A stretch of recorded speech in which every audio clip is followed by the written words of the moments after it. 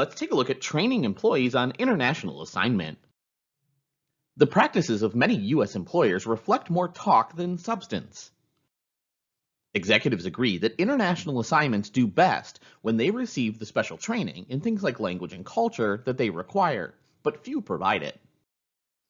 Many vendors offer packaged pre-departure training. In general, the programs use lectures, simulations, and videos to prepare trainees about the norms, culture, values, and challenges with moving to a new country.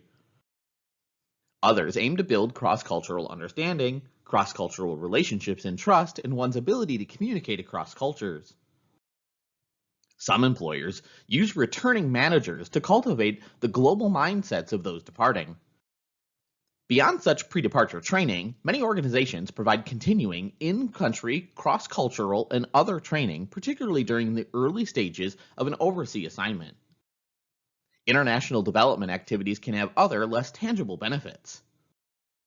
These can help the managers make cross-border decisions more expediently.